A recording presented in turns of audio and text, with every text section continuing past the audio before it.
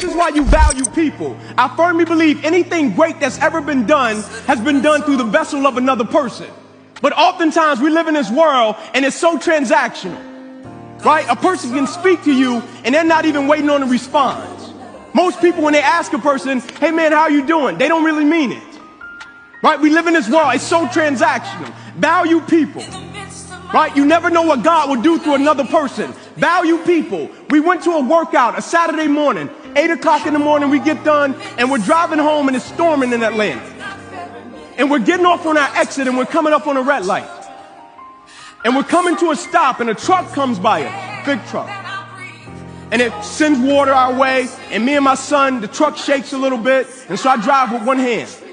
And so when it shakes a little bit, I'll never forget feeling like, oh man, a little hydroplane deal.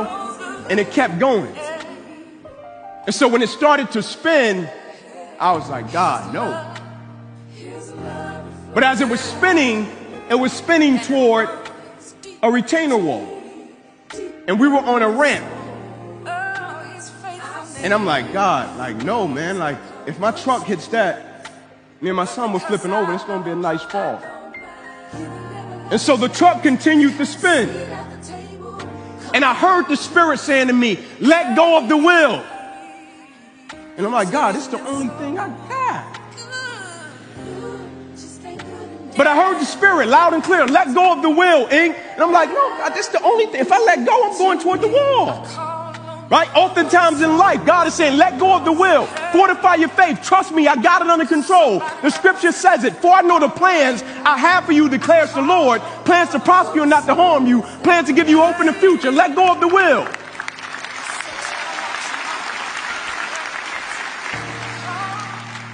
And so as we continue to spin, it's like, all right, God, I let it go. And when I let it go, my son said, Dad, I feel like we're about to die. And the truck hits the wall. And instead of flipping over, it flips back in the opposite direction.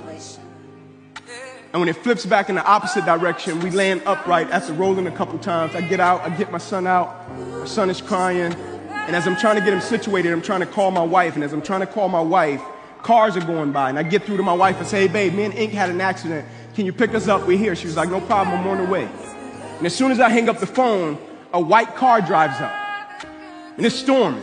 And when the car drives up, a guy rolls down the window and he says to me, I didn't recall ever seeing this guy ever. And so I'm not one of these guys, I go everywhere and somebody knows my name. And so the guy pulls up, his window rolls down, and he says loud and clear, hey, Ink, are you good? I was like, yeah. We good. He was like, I'm gonna pull over, man. I'm gonna help you and your son get out of the rain.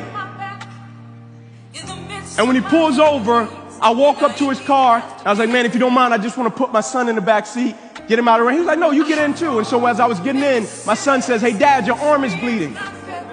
And so I say to the guy, hey, man, my arm is bleeding. I'm going to get out. I don't want to drip any blood in your car. If you don't mind, can my son stay in? He was like, no problem. And so the guy gets out with me. And so I'm standing there and I'm trying to process what happened. We just flipped over a few times. I'm trying to process it. And so the guy walks over to me and he says to me, hey, man, you don't remember me, huh? I was like, nah, I can't say that I do. And to be honest, I wasn't trying to remember. I'm like, bro, I just flipped over. Like, I'm out of here right now, man. And he poses the question again, you don't remember me, huh? I was like, no, I can't say that I do. He pulls out his phone and he puts it in my face like, bow. He's like, look at this picture. And it was me and him in the airport.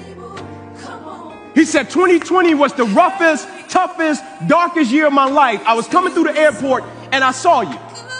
And he said, I didn't want to bother you. And I was like, man, just going on about your business. He said, and I stopped. And when I stopped to talk to you, like you were nice as all get out, you encouraged me, you prayed for me, man, you stopped. And he said, when I walked off, I said to myself, like, God, please let me see him again. I just want to be of service and help him if I ever see him again. And he said, as I was getting off the exit today and I saw you, I was like, God, I know that's not Ink. And when I saw him, I was like, God, you cold-blooded.